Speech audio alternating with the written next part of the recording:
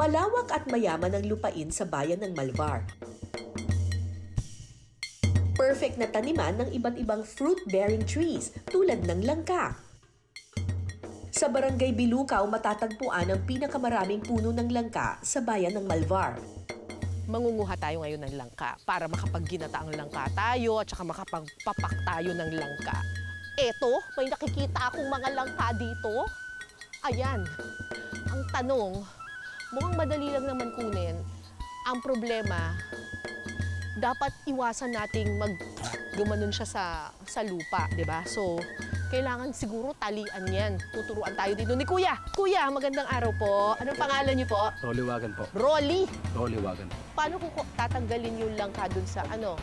May itak akong dala, may itak. Time out muna sa paglusong, akyat naman tayo sa puno ng langka. Ito? Apo, yan. Sige po. What? No! Ay! No! Dito? Apo, yan. Diyan na po. Pwede nyo na pong ilusot ang tali. Kapit po kayo, ma'am. Ganyan? Apo, bantayin nyo po sa gitna. Baka malaglag. Ay, basta i-fix nyo lang po na nababagitin po kagaya ko kanina. Ganyan? Sige po. Paikot. Wait lang, pose. Sige po. Ako'y ano paalala. Parang mali! Wait lang! Girl Scout, Girl Scout, Girl Scout. Girl Scout. Nakalimutan ko kung paano yung pagtatali ng mga Girl Scout eh.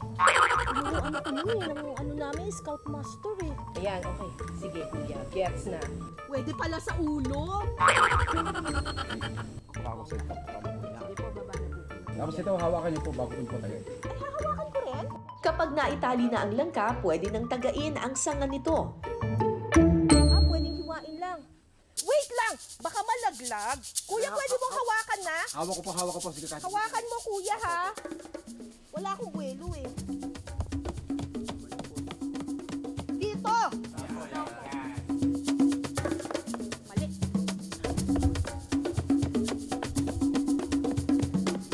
Hindi ka pa ba matatanggal? Ito na! Wait lang, ha? Mapwesto ako maganda.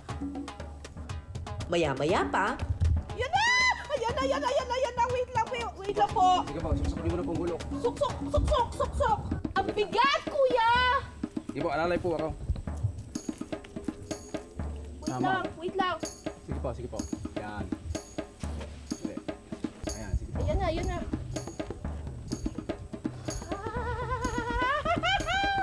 Woohoo! Wait lang po. Ito na po. Hihiwain na natin yung langka. Ganyan lang? Apo po, tulak. Diin po. Tulak. Diin. Bakit po? Paikot. Yan, ganyan po. Yan. Yeah. Bukas nyo na po. Yo. Yan na. Yan po, malambot.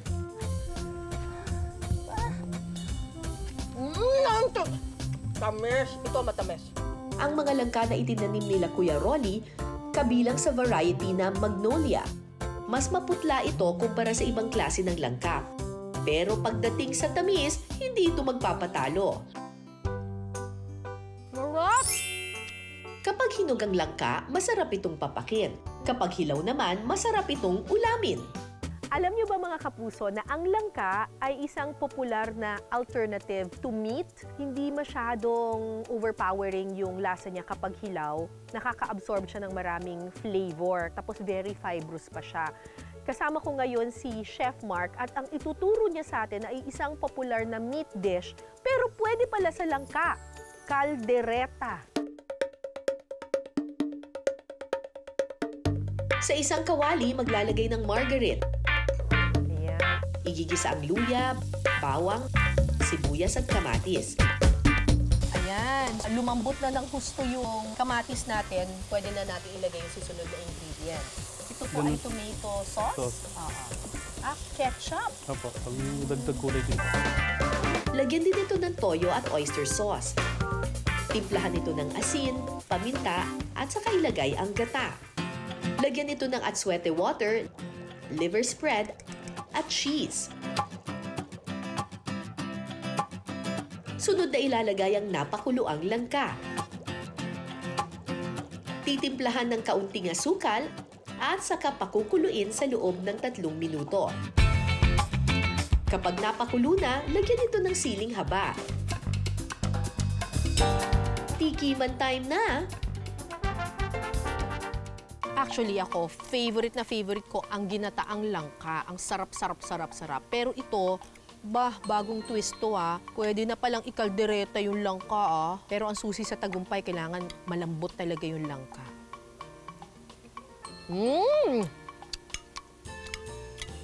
Masarap Malinamnam siya. Yung nalalasa mo yung asim-asim, pero nandun yung linamnam. At saka ang perfect na pagkakaluto ng langka, talagang sumama na yung lasa doon sa langka, na-absorb na niya ng tuluyan. Love it! I love it! May nangunguya ka pang cheese doon, Panalo!